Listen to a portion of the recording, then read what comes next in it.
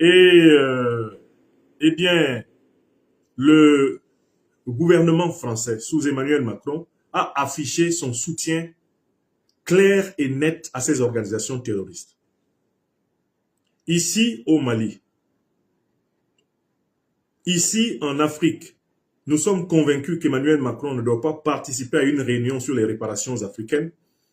Nous sommes convaincus qu'Emmanuel Macron ne doit pas participer à une réunion sur les réparations africaines pour la première raison suivante. Il est le parrain du FLA, soi-disant Front de Libération de l'Azawad. Il est le parrain du JNIM, donc il est le parrain d'Al-Qaïda de l'État islamique. Il est le parrain des mercenaires ukro-nazis. Il est le parrain des légionnaires français qui encadrent ouvertement les troupes terroristes qui attaquent le Mali. Les troupes qui ont assassiné le 25 avril 2026 le général d'armée Sadio Kamara, ici même à Kati Bamako. Ces troupes-là ont pour grand parrain le président de la République française actuelle, Emmanuel Macron. La démonstration n'est pas difficile. Les principaux chefs des troupes qui ont attaqué le Mali le 25 avril sont des personnalités qui sont accueillies ouvertement, soutenues ouvertement en France. Accueillies ouvertement, soutenues ouvertement par la France. Je cite Iyad Agali, qui est un agent de la DGSE française. Je cite Étienne Fakaba Sissoko, qui est le porte-parole de la coalition terroriste et qui a tous les médias officiels français ouverts pour lui. Je cite Ag Intala, je cite Bilal Ag Sherif, je cite Mahmoud Diko. Ce sont les chefs terroristes qui ont organisé l'attaque complexe, coordonnée et brutale que nous avons tous vue le 25 avril 2026 à battre contre le Mali. Le président ghanéen John Mahamad Dramani ne peut pas prétendre servir la cause des Africains et accueillir sur le sol du Ghana quelqu'un qui est clairement le parrain des organisations terroristes qui ensanglantent tous les pays voisins, y compris le Ghana, Emmanuel Macron. C'est un chef terroriste. C'est ça son nom, c'est le chef de la junte néocolonialiste et terroriste française. Et ces faits sont désormais reconnus par la presse officielle française. Les journalistes d'investigation, Georges Malbruno et Robert Navarro, ont publiquement affirmé ce que nous disons. Et je n'ai pas entendu qu'on a gelé leurs avoirs. Je n'ai pas entendu qu'on a gelé leurs biens. Je n'ai pas entendu qu'on les a interdits de territoire français. Sur la base de leurs investigations, qui correspondent aux investigations que nous avons menées, lesquelles nous ont permis de réaliser cet ouvrage, l'impérial terrorisme, qui est le bréviaire de la compréhension de la déstabilisation africaine de ce 21e siècle. Les journalistes français d'État, Navarro, ancien journaliste, rédacteur en chef de RFI, Malbruno, journaliste de RTL, ont dit la France parraine les organisations terroristes qui attaquent le Mali, qui attaquent le Sahel. Et ce qu'ils ont dit, ils ne nous l'ont pas appris. Nous l'avons démontré scientifiquement dans ce livre. Les autorités sahéliennes du Mali, du Burkina Faso et du Niger ont plusieurs fois clairement indiqué que parmi les puissances occidentales qui sont en première ligne dans le soutien du terrorisme, par les moyens militaires, par les moyens de renseignement, par les moyens financiers, par l'encadrement direct sur le terrain, par la couverture médiatique des terroristes auxquels ils accordent les unes de leurs journaux, de leurs chaînes de télévision officielles, la puissance qui est en avant pour soutenir les terroristes, c'est la France de Macron. Ça a été le cas de la France de Hollande, ça a été le cas de la France de Sarkozy, pour ce qui concerne les organisations terroristes. Voilà la première raison pour laquelle la présence de cet individu, de Macron, dans une réunion où on discute de ce qu'on doit pour réparer les blessures subies par les Africains pendant 600 ans, cette présence est une incongruité, c'est un blasphème, c'est un scandale. C'est une moquerie. Vous avez noté la première raison. Macron est le parrain des organisations terroristes qui ensanglantent le Sahel. Il n'a rien à voir dans une réunion où on parle des réparations de ces victimes. D'autant plus que, on va le voir, il y a une deuxième raison. Deuxième raison pour laquelle les Africains conscients et éveillés ne veulent pas voir Macron à Accra. C'est que Emmanuel Macron a publiquement refusé de reconnaître la traite négrière comme un crime contre l'humanité, comme le plus grave des crimes jamais commis contre l'humanité. Il l'a publiquement refusé parce que la diplomatie française a reçu consigne de son chef, c'est-à-dire d'Emmanuel Macron, de refuser de voter au mois de mars 2026 la résolution des Nations Unies qui a reconnu explicitement la traite négrière comme le plus grave crime jamais commis contre l'humanité. La France de Macron a refusé de voter pour cette résolution. On ne peut pas convoquer à une réunion, inviter à une réunion sur les réparations de la traite négrière, quelqu'un qui refuse de reconnaître que c'est le plus grave crime jamais commis contre l'humanité. Je rappelle que ce sont des centaines de millions d'Africains qui ont été sacrifiés entre le XVIe siècle et pratiquement le début du XXe par la traite négrière. Deuxième raison, refus de reconnaître la traite négrière comme le plus grave des crimes contre l'humanité. John Mahamad Dramani ne pourra jamais nous expliquer, dans quelque langue que ce soit, la présence de Macron dans une telle réunion, dans ces conditions. C'est une offense à tous les morts.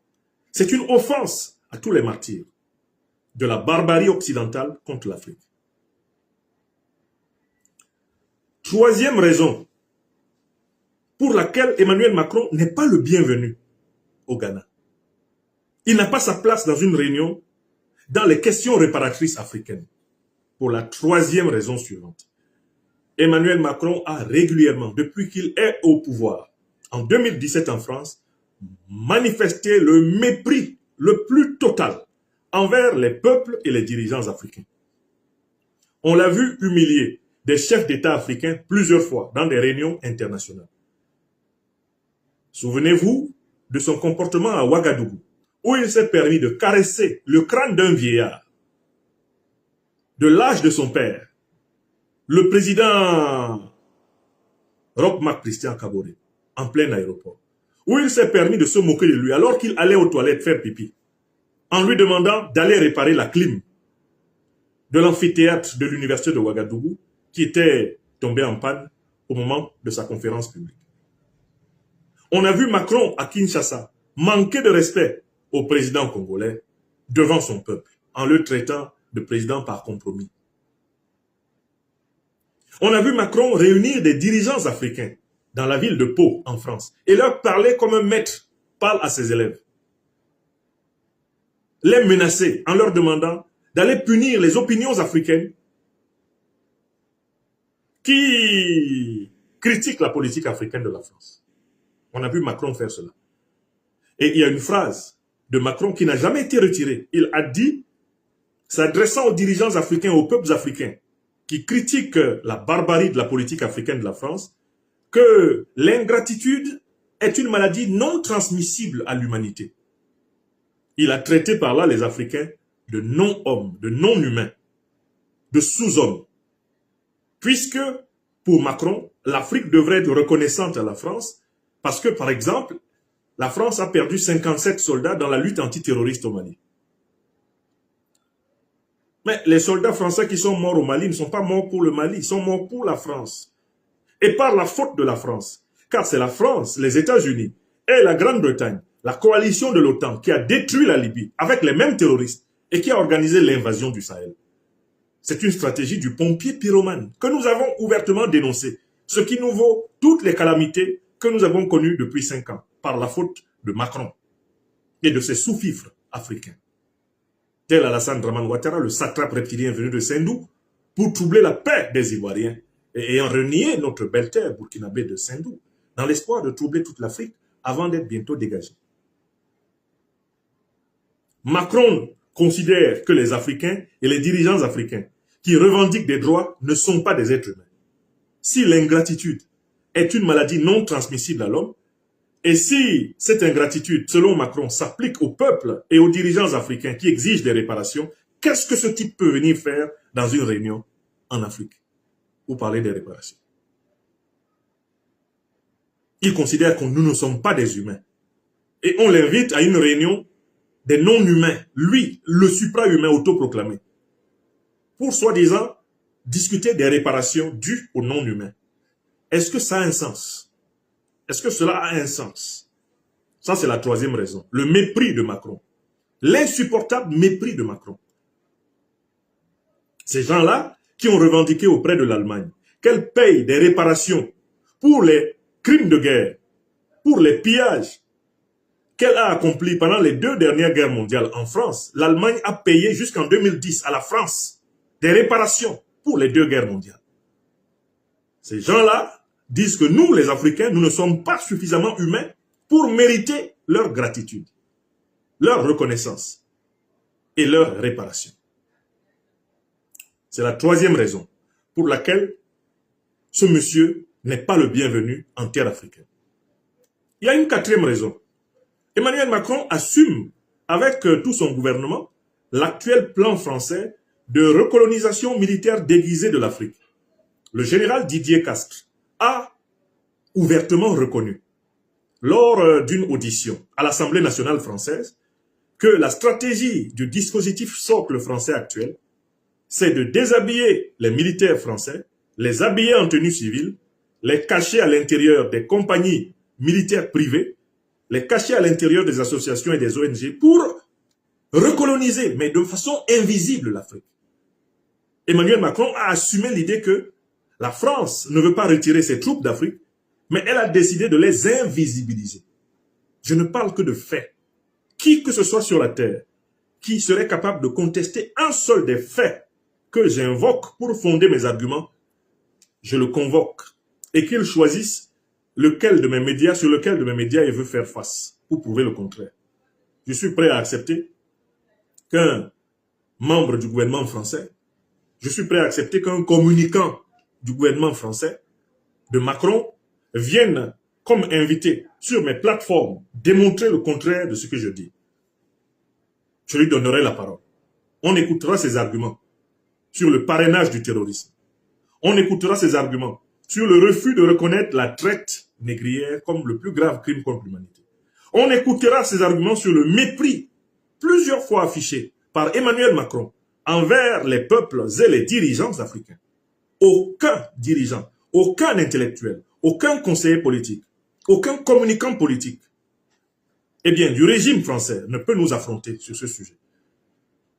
L'homme qui vous parle a reçu chez lui les journalistes de RFI et de France 24 venus mener une enquête à charge contre moi afin de m'accuser d'être l'agent et un espion au service de la Fédération de Russie. Pendant plus de 2 heures de temps, heureusement je les ai enregistrés, l'émission est disponible sur ma chaîne YouTube Franklin Nyamsiwa Cameroun, l'Afrique des libertés. J'ai démonté tous les arguments des journalistes de France 24 et RFI, chez moi. Ils sont restés chez moi pendant 3 heures. Ils ne m'ont pas pris en défaut sur une seule question. Ils ont voulu aborder les questions économiques. Je leur ai démontré le néocolonialisme économique français. Ils ont voulu aborder la question de l'ingérence. Je leur ai démontré la barbarie de l'ingérence française. Ils ont voulu aborder la question de l'accusation d'implication de la France dans le terrorisme en Afrique. Là, je leur ai donné une pièce à conviction tirée des enquêtes de France 24 et de RFI. Un article du 30 juillet 2014 dans lequel il est clairement reconnu que la France est le premier banquier des terroristes au Sahel. Ce sont les journalistes d'investigation officiels français qui l'ont reconnu. En montrant que la France a régulièrement financé les groupes terroristes en utilisant le mécanisme des rançons. Mais c'est ce que les États-Unis ont fait également. C'est ce que la Grande-Bretagne a fait. Le quotidien The Telegraph, qui paraît à Londres, vient d'établir que la Grande-Bretagne a payé des milliards de dollars aux organisations terroristes pour fragiliser les pays africains où elle veut tout naturellement voler, continuer à voler les matières premières. Ça, c'est le troisième argument. Non, c'est le quatrième argument, l'implication de la France dans un plan de recolonisation déguisé de l'Afrique. Et j'en viens au cinquième argument, et je m'exprimerai en 3 langues. Je parlerai de tout ceci en anglais et en bassa bantou. pour que cela soit entendu dans 3 langues. Dernière et 5e raison que j'ai sélectionnée. Mais ce sont les contradictions du président ghanéen lui-même, John Mahamad Dramani, qui s'avère un traître contre l'Afrique. Ce monsieur-là, qui a promotionné la résolution du mois de mars, reconnaissant la traite négrière comme le plus grave des crimes contre l'humanité, c'est le même monsieur qui permet aujourd'hui à l'OTAN, à l'armée américaine, de renforcer leur base militaire au Ghana, tout en sachant que c'est l'OTAN qui a détruit la Libye. C'est l'OTAN qui a créé, ce sont les États-Unis d'Amérique qui ont créé Al-Qaïda, qui ont créé l'État islamique. Il le sait. Il arrive au pouvoir, prétendant être panafricaniste, il renforce leur présence militaire au sud des frontières de l'Alliance des États du Sahel. Et il prétend être un bon partenaire avec le Burkina Faso, avec le Mali et le Niger. Le même monsieur. On ne peut pas d'un côté prétendre être un ardent défenseur des réparations pour l'Afrique et de l'autre côté offrir son pays comme base militaire des puissances impériales terroristes. Aujourd'hui, il est entré dans une coopération militaire très étroite avec les troupes néocolonialistes et terroristes françaises.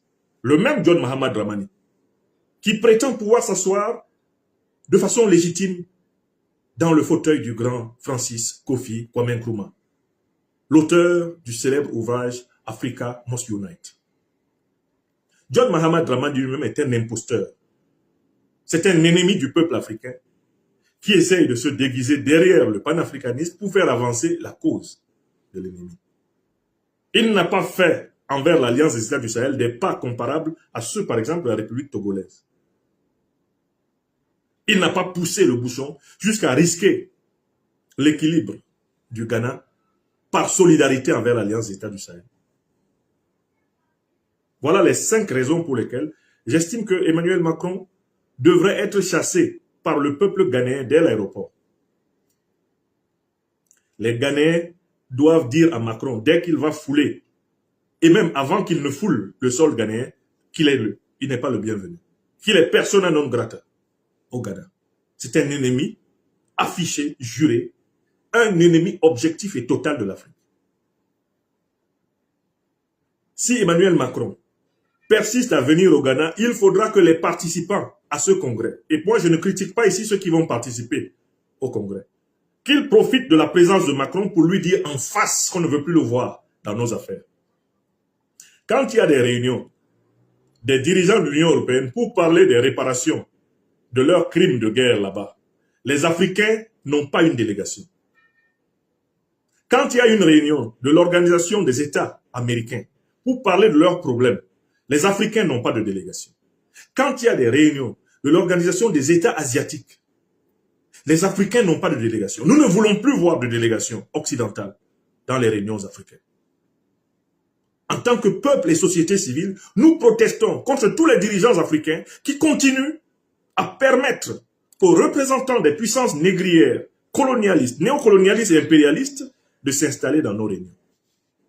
Rendez-vous compte, à l'instant où je vous parle, l'Union africaine a plus de 77% de son budget qui est financé par des pays étrangers. C'est-à-dire par l'Union européenne, par les États-Unis, par la Chine. 77% du budget de l'organisation politique supposée être la plus importante de notre continent sont financés par des puissances négrières, des puissances coloniales, néocoloniales et impérialistes. Comment ose-t-on même appeler cela, dans ces conditions, Union africaine? Qu'a-t-elle d'africain, cette organisation qui ne peut même pas se financer elle-même? Donc, il faut que Macron ait un accueil beaucoup plus hostile que celui qu'il a eu au Kenya. Il faut le huer. Il faut le chasser du Ghana. Il faut lui rendre impossible son séjour au Ghana. Et c'est la responsabilité des militants, des activistes et de tous les participants à la réunion. J'insiste ici pour dire que je ne veux pas condamner ceux qui vont se rendre à cette réunion au Ghana. Souvenez-vous, des gens ont créé une fausse polémique lorsque le Togo a organisé le 9e congrès panafricain au motif que le régime politique togolais est issu du colonialisme et du néocolonialisme français. Il ne fallait pas aller là. C'est une posture stupide. Si on vous invite, il faut y aller pour dire ce que vous pensez. Si on vous invite, il faut y aller pour défendre la cause de l'Afrique. Et ce sera la responsabilité de John Mahamad Dramani d'avoir livré Macron à la vindicte populaire. Que ce soit à l'aéroport, son arrivée, que ce soit quand il va tenter d'aller faire ses faux footings dans la ville d'Accra, ou quand il va aller au lieu du meeting. Il faut que Macron se sache persona non grata partout en Afrique. Parce qu'en retour, le même Macron, vous voyez comment c'est le plus grand maltraitant, c'est le plus grand persécuteur de panafricanistes. C'est ce monsieur-là qui a gelé mes avoirs et mes biens. Des biens que je n'ai pas obtenus par pitié. Je ne les ai pas obtenus par don, par mendicité, c'est par le travail, la sueur de mon front.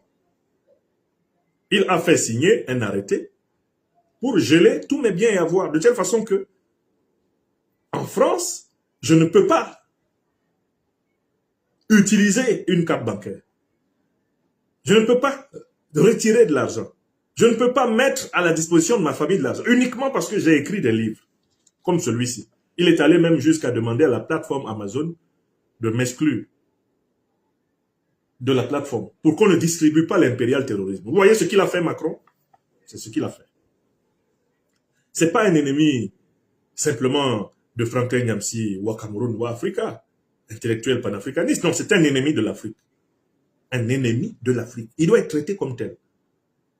Il est temps qu'on arrête cette incongruité qui consiste à caresser ceux qui nous maltraitent, à caresser ceux qui nous méprisent, à leur donner la parole dans nos affaires, alors qu'ils ne nous donnent pas la parole dans leurs affaires. Vous voyez? Maintenant, permettez-moi de le dire dans deux autres langues. Je vais être beaucoup plus rapide avant de conclure cette intervention que j'espère largement partager sur tous les réseaux à partir desquels vous me regardez. Je pense qu'on n'a pas encore atteint un bon taux de partage. Est-ce que mes amis sont là? Est-ce que les internautes intrépides de l'Afrique des libertés sont là? Pourquoi ce taux de partage est insuffisant? De quoi avez-vous peur? L'eau est déjà versée. Quand l'eau est déjà versée par terre, on ne peut pas la récupérer. Mouiller, c'est mouiller. Cabri mort. L'Afrique n'a plus peur de couteau. Notre souveraineté ou rien. Et c'est comme ça que vous devez être quand vous montez sur le réseau social. Vous montez pour diffuser la vérité de la souveraineté, de la lutte des Africains. Vous montez pour défendre notre dignité. Vous ne devez pas avoir froid aux yeux. Ah, ils écrivent tout naturellement sur mes réseaux sociaux. Ouais, ne partagez pas les informations de cet homme. Il a déjà partagé des fausses informations. Moi, je fais partie des analystes politiques dont le taux de prédictibilité est l'un des plus élevés au monde. On peut pas, si on compare tout ce que Macron dit à tout ce que j'ai dit, je dis infiniment plus la vérité que lui. Pourquoi lui, on ne le censure pas? Y a-t-il plus gros menteur qu'un dirigeant de la 5e République française? Pourquoi on ne censure pas leur page? Prenez juste ce critère. Entre Macron et moi, qui ment plus que qui? Je ne dis pas que je n'ai jamais menti, je ne suis pas un saint. Entre Macron et moi, là, qui ment plus que qui? Pourquoi lui, on ne dit pas que sa page partage des fausses informations? Parce qu'en fait, ce sont les mêmes qui crient sur la colline et qui descendent en bas répondre.